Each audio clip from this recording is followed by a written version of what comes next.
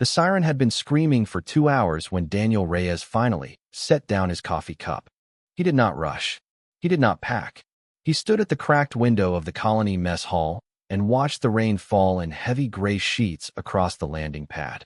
Somewhere outside, an alien voice was shouting orders in 3 different languages. Somewhere else, a child was crying. The colony of Veshera Prime was dying, and everyone knew it. Daniel did not move.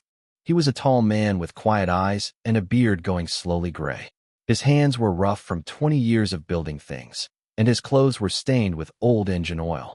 He looked like a man who had seen many storms in his life. This was just another one. The door behind him slammed open. A short alien with blue skin and 3 thin arms ran inside, slipping on the wet floor. It was Yumi, the young engineer from the South Dome.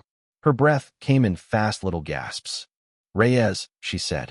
"The last shuttle leaves in 40 minutes. You have to come now." Daniel turned his head slowly. He gave her a small smile. "You go," he said. "I am staying." Yumi froze.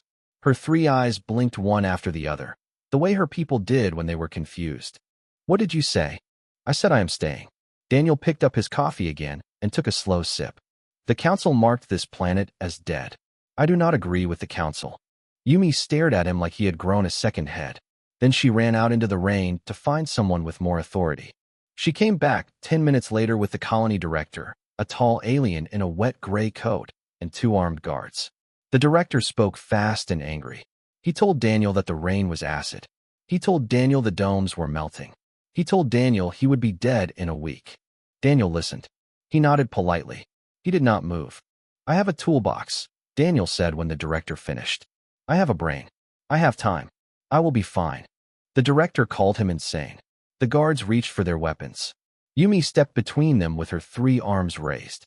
"He is a citizen," she said. "You cannot force him. The law is clear." The director cursed in his own language. He pointed at Daniel and said something that did not need translation. Then he turned and walked out into the storm. 20 minutes later, the last shuttle lifted from the muddy landing pad. The engines screamed against the rain. The thick exhaust burned a hole in the gray clouds for a few seconds, then closed again. The shuttle vanished into the sky. Daniel stood on the empty pad with his toolbox in one hand and his coffee mug in the other. The rain hit his shoulders and ran down his back. His boots sank slowly into the wet mud. He was alone on a planet that the galaxy had given up on. He smiled. High above, in the orbital station, observer Lyra watched her sensor screen with both hands pressed to her face. She was small, even for her species, with pale green skin and large eyes that took in too much light. She had spent 6 months watching this colony grow and fail. Now she watched the last human on the planet stand in the rain and refuse to leave. She pressed the comm switch. "Surface station," she said softly. "This is Orbital Watch. Can you hear me?" A pause. Then a calm voice came through the speaker. "I can hear you. This is Reyes." Lyra swallowed. "You missed the shuttle." "I did not miss it. I let it leave. You will die down there." "That is one possibility," Daniel said. "There are others." Lyra did not know what to say. On her screen, the human was walking slowly back into the colony, his boots leaving deep prints in the mud. The rain kept falling. The gray sky did not change. Behind her, the bridge door opened. Commander Toval walked in. He was big and gray-skinned, with hard square shoulders and a uniform that had never been wet. He looked at Lyra's screen. He looked at the human walking through the rain. He laughed. "1 week," Toval said. "I give him 1 week." Lyra did not laugh. She kept watching. Down on the surface, Daniel reached the smallest dome at the edge of the old colony. The roof was already sagging. The plastic walls had thin holes where the acid rain had eaten through. Inside, the floor was wet and the lights flickered. He put his coffee mug down on a broken table. He opened his toolbox. He took out a small notebook and a pencil. He walked to the corner of the dome and looked at the pile of broken solar panels stacked against the wall. The aliens had thrown them there before the evacuation, calling them useless. Daniel ran his hand over the glass surface of one panel. It was cracked, but not destroyed. The frame was bent, but solid. He smiled the way a man smiles when he sees an old friend. "Hello," he said quietly. "You and me are going to build something." Outside, the rain kept falling. It did not slow. It did not stop. It hit the dome with a steady drumming sound, like a heartbeat that belonged to the whole planet. Daniel opened his notebook to the first blank page. He wrote one line at the top. Day 1. Home begins. Then he sat down on the wet floor, surrounded by broken things, and began to plan. Far above, in the cold quiet of orbit, Lyra leaned closer to her screen and whispered a question no one could answer. What are you? By the third sunrise, no one in the orbital station was sleeping properly. The rain on the planet below had not paused once.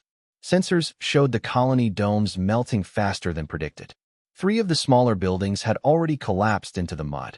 The acid had eaten through the alien plastic like sugar in hot water. The galaxy's best materials were losing to a single weather pattern. And the human was still alive. Lyra sat at her console with a cold cup of nutrient broth at her elbow. She had not touched it in hours.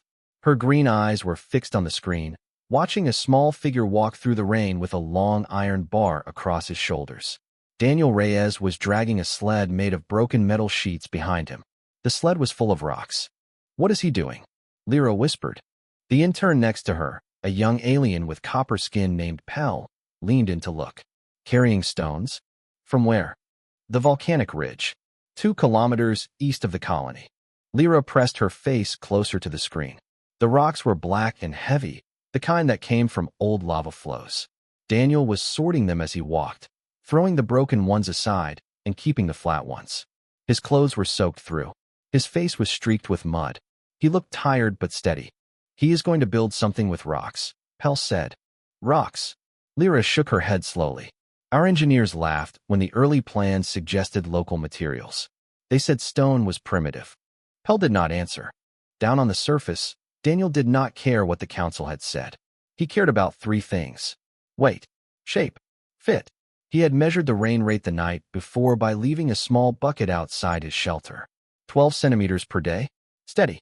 Predictable. Predictable was good. Predictable could be planned around. He stopped the sled near the smallest dome and began to unload. He laid the flat rocks out in a long line on the wet ground, sorting them by size. The biggest ones at the bottom, the medium ones in the middle, the small ones at the top. He worked the way a man works when he has done a thing many times before, even though he had never built a stone wall on an alien planet under acid rain in his whole life. The rain hammered his back. He hummed an old song to himself, one his grandfather used to sing in a workshop in Mexico City a long time ago. He did not remember all the words. He remembered the tune. By the second day of carrying rocks, Daniel had a pile big enough to start. He pulled the old fabrication printer out of the dome and set it under a tarp. The machine was half broken. Only one arm still worked. He fed it scraps of alien plastic from the failed domes and set the heat low. The arm moved slowly, melting the plastic into a thick black paste. It was not pretty. It did not need to be pretty. It needed to be glue. He picked up the first rock. He spread the hot plastic paste on its bottom. He pressed it into the mud at the base of the broken dome. He picked up the second rock. He pressed it next to the first. He kept going.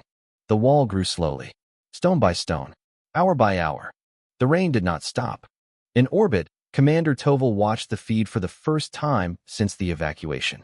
He had refused to look before, calling it a waste of time. Now he stood behind Lyra's chair with his arms crossed and his gray face frowning. He is wasting his energy, Toval said. The acid will eat through the plastic glue in 2 days. Maybe, Lyra said quietly. There is no maybe. The data is clear. The data was clear about the domes too, Lyra said. Toval did not answer for a long moment. He kept watching. The human placed another stone. Then another. The wall was now as tall as his knee.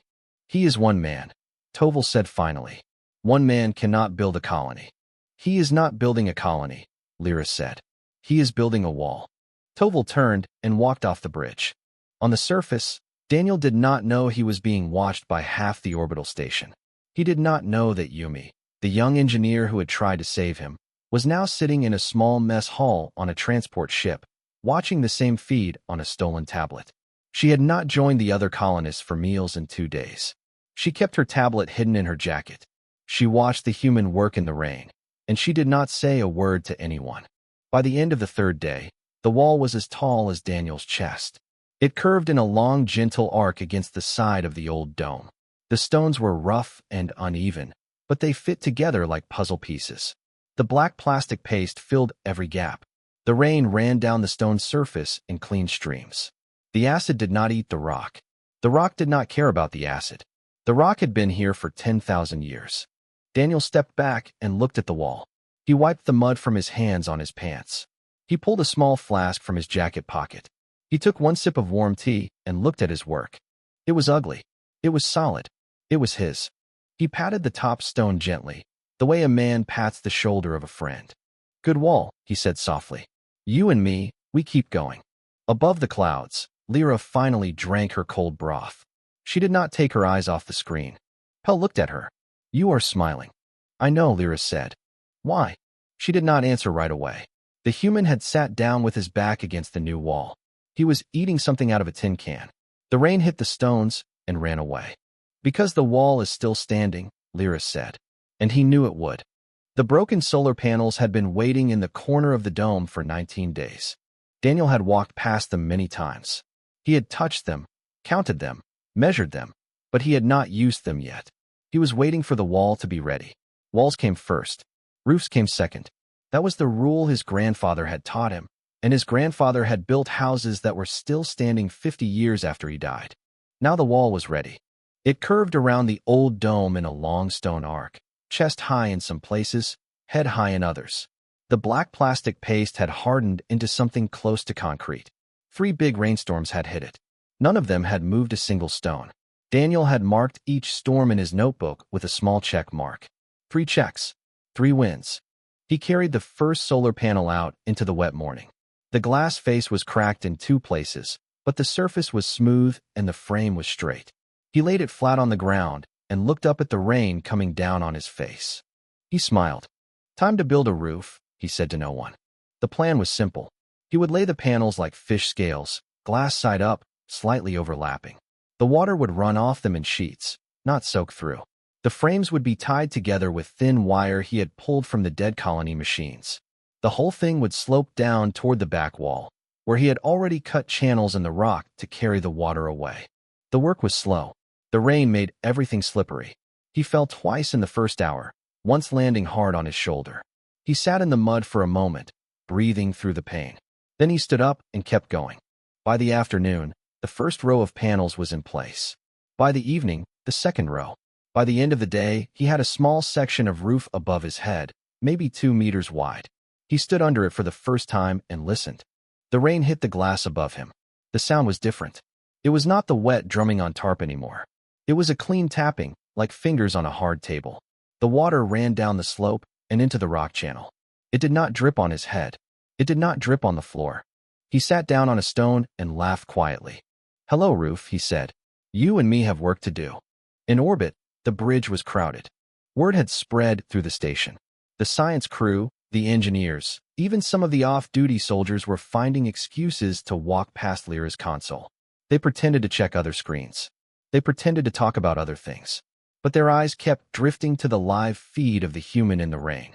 Pell, the copper-skinned intern, had started taking notes. Real notes. He was filling a small tablet with diagrams of the wall, the roof angle, the water channel. He was treating it like a science class. "He is teaching us," Pell said one evening. Lyra looked at him. "Look," Pell said. He turned the tablet toward her. "He layered the panels the way our ancestors layered tree bark. We forgot how to do that 10,000 years ago. We forgot because we never needed to. Our worlds are easy."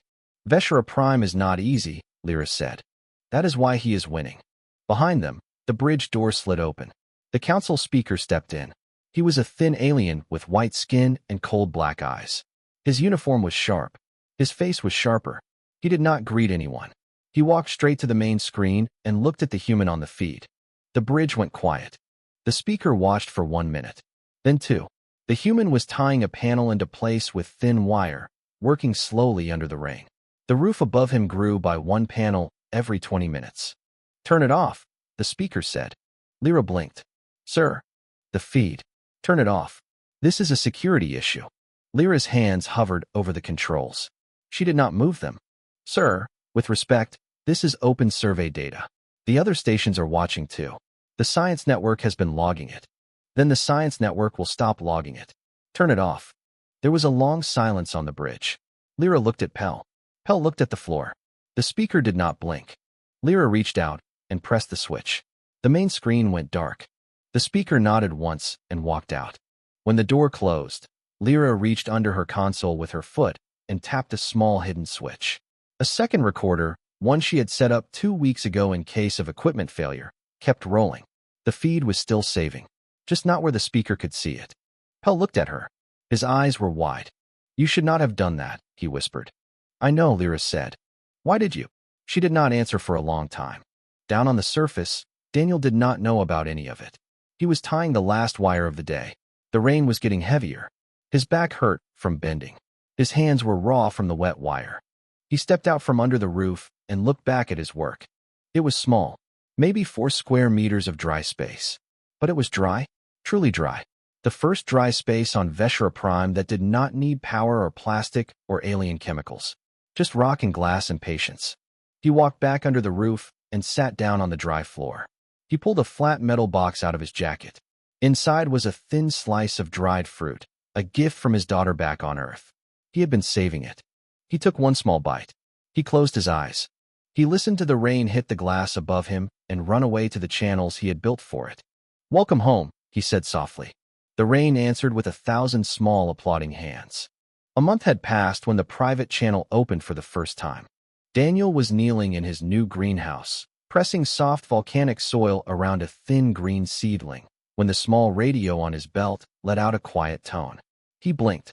He had not heard that tone in 29 days. He wiped his hands on a rag, picked up the radio, and pressed the button. "Reyes here." A pause, then a small voice. "This is Observer Lyra. From orbit." He sat back on his heels.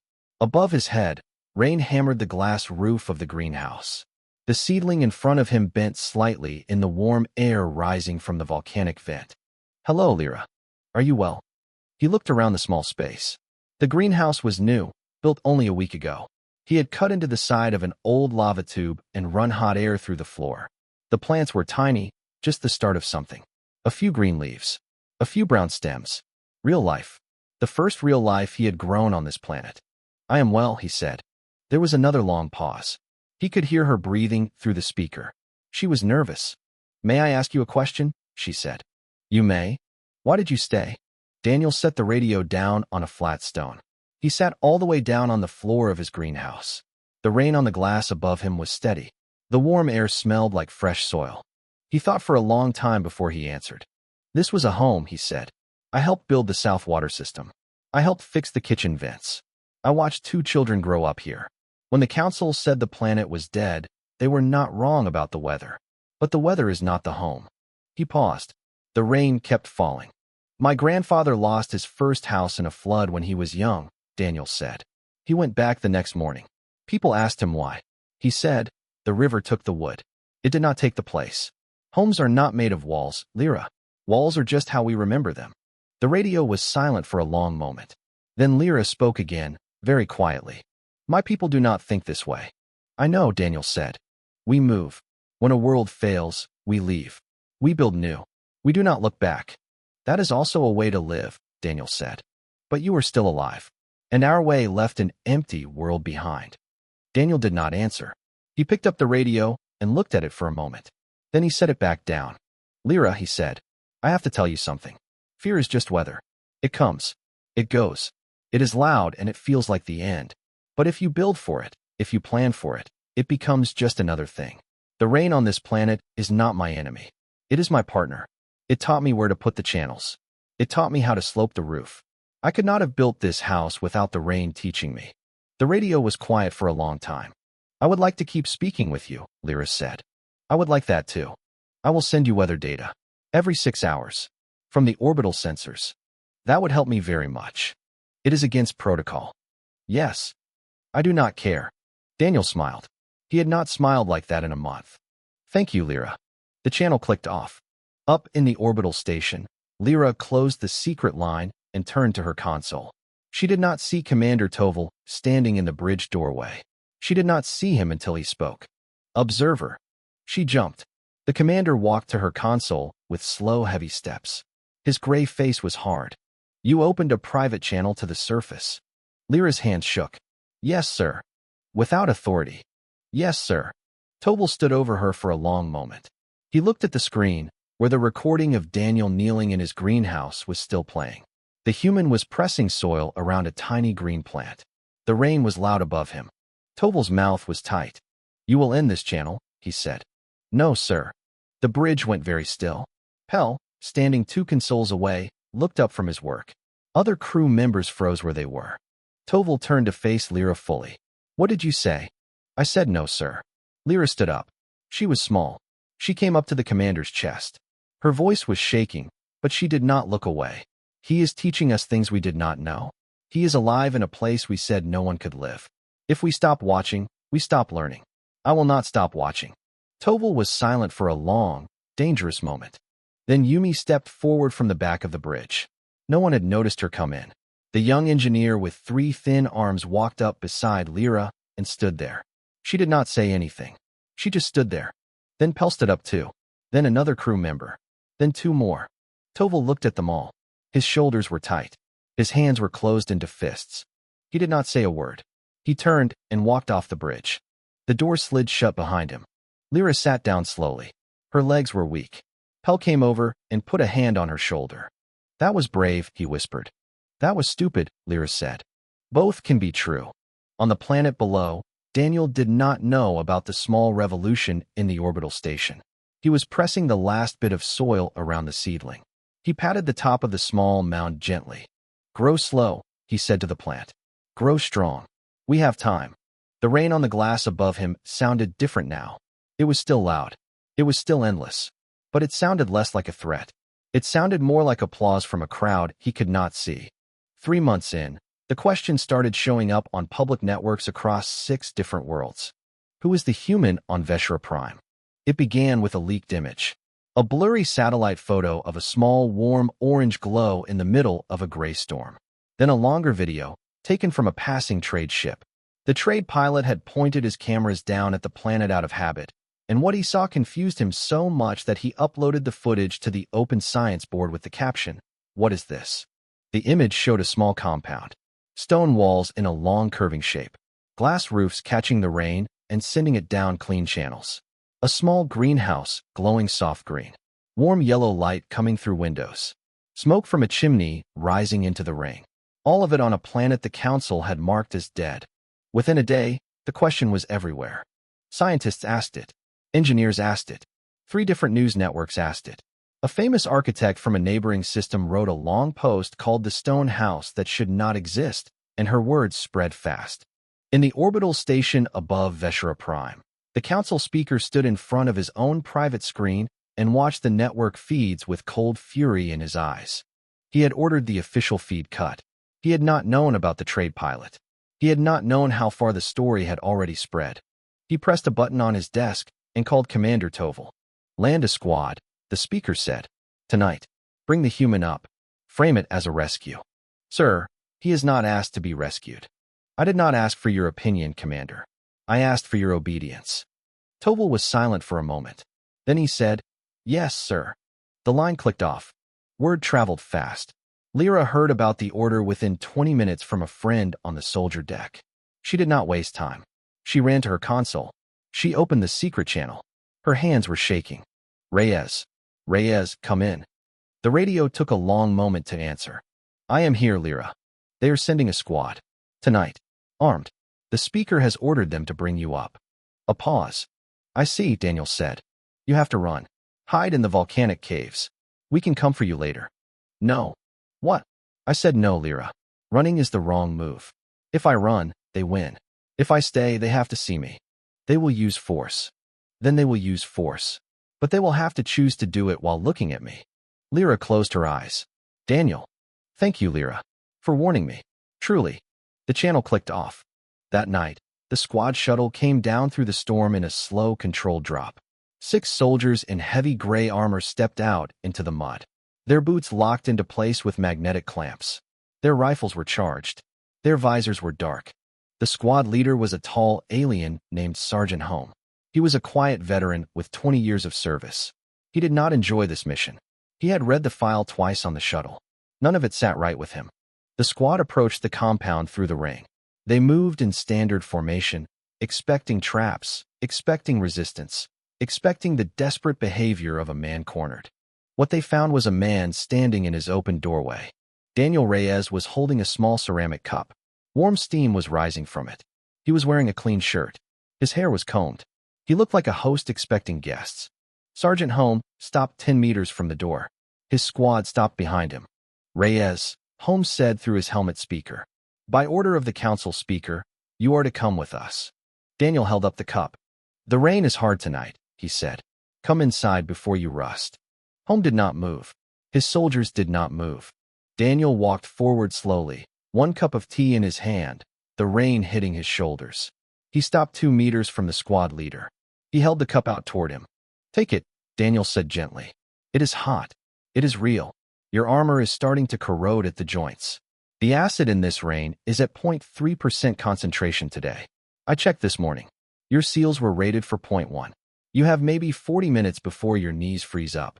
Holmes looked down at his armor. He could see it now. Small bubbles forming on the metal joints. Slow. Steady. Real. Daniel held the cup steady. Come inside, he said. All of you. I have water you can wash with. I have dry rags. I have a roof. I am not going to fight you. I am not going to run. We can talk like adults inside, where the rain does not eat your suits. Holmes' hand moved slowly. He took the cup. The tea was hot through his glove. He could feel the warmth even through the armor. He turned to his squad. Inside, he said. The soldiers followed Daniel through the door of the stone house. Inside, the air was warm and smelled of cooked food. The walls were rough stone, but the floor was clean and dry. A small wood stove glowed in the corner. Plants hung in pots near the window. A simple wooden table held bowls of warm soup. Daniel gestured to the chairs. Sit. Eat. Then we will talk. The soldiers looked at each other. Then they sat. They removed their helmets one by one. The corrosion on the armor joints had already started to slow now that they were out of the rain. They ate the soup. They drank the tea. They did not say much for a long time. Sergeant Holmes looked around the small room. He looked at the warm light. He looked at the clean, dry floor. He looked at the man across the table, who was not a danger and never had been. He set down his cup. He took out his report tablet. He typed slowly. Subject is not a threat. Planet is viable under correct engineering. Recommend immediate review of Class 9 hazard rating. He signed it. He sent it. Up in orbit, the council speaker read the report, and his face went pale. 6 months after the evacuation, a small civilian shuttle broke through the gray clouds above Veshera Prime and began its slow descent. It was not a council ship. It was not a military shuttle. It was an old transport vessel, painted in faded blue, with patched landing pads and a crew of volunteers. 22 passengers sat strapped into their seats. None of them were soldiers. None of them were officials. They were former colonists, scientists who had read the leaked reports, and one young engineer with 3 thin arms who had not slept properly in months. Yumi pressed her face to the small window as the shuttle dropped through the storm. Below her, through the rain, she could see something glowing. A warm orange light in the middle of the gray. As they got closer, the light took shape. Stone walls and long curving lines. Glass roofs. Small chimneys. Green lights spilling from a greenhouse near the center. It looked like a small village. It was a small village. The shuttle landed on a freshly built stone pad near the edge of the compound. Yumi did not wait for the others. She unstrapped her belt, grabbed her old toolbox from under her seat, and stepped out into the rain. The rain hit her face. It was still acidic. It was still endless. But the man waiting for her at the edge of the pad did not seem to mind it. Daniel Reyes was older now, thinner. His beard was longer. His hands were rougher. But he was standing tall in the rain, holding a wide piece of treated cloth above his head like an umbrella. He smiled when he saw her. Yumi. She tried to say something. Her throat was tight. She walked across the wet stone to him. She set down her toolbox. She wrapped all 3 of her arms around him. He laughed and patted her back gently. You came back, he said. I never stopped watching. I know. Lyra stepped out of the shuttle next. She was carrying something small in her hands, a sealed glass jar with brown soil inside. She walked up slowly. She looked at Daniel. She looked at the stone walls behind him. She looked at the warm orange light coming from the windows. You built this, she said quietly. I built the first wall, Daniel said. The rain built the rest. It taught me where the water wanted to go. It taught me which stones held the heat. I just listened. Lyra held out the jar. This is soil. From my home world. I brought it as a gift. For the greenhouse. Daniel took the jar carefully. He held it like it was something precious. He nodded slowly. Thank you, Lyra. The other passengers were coming out of the shuttle now. They stood on the wet stone in small, uncertain groups, looking around. They saw the village. They saw the channels carrying clean water. They saw the warm windows. They saw the green inside the greenhouse glowing through the steam. Some of them began to cry quietly. Daniel looked at them all. He turned and walked toward the main door of the compound. He waved for them to follow. Come inside, he said. All of you. It is dry. There is food. There is hot tea. We have much to talk about. They followed him through the door. Inside, the main hall was bigger than the original stone house had ever been. Daniel had spent the last 3 months expanding. The hall had a long wooden table down the center, made from old colony beams he had stripped and cleaned. There were chairs for 30. There were warm yellow lamps. There were plants growing along the windows. There was a stove in the corner with a heavy pot of soup steaming on top. He had been building this hall for months. He had been waiting for this day. The colonists sat down at the table. Daniel served the soup himself, one bowl at a time. He gave each person a piece of warm bread from a basket. He poured tea for everyone. He did not make a speech. He did not need to. The food spoke for him. When everyone had eaten, Yumi stood up. She walked over to Daniel. She held out a hammer. Tell me where to start, she said. Daniel took the hammer. He looked at it for a long moment. Then he handed it back to her gently. You start where you want to start, he said. This is your home too now. Build what you want. Yumi smiled with tears in her eyes. She walked outside, into the rain, with her 3 arms full of tools. Far above, in the cold quiet of the orbital station, the council speaker watched the live feed of the new village. He had tried to block it for weeks. He had failed. The signal was being shared across 6 science networks now. The whole galaxy could see it. He saw the humans standing in endless rain, smiling, surrounded by aliens who had come home. He saw a wall that did not fall.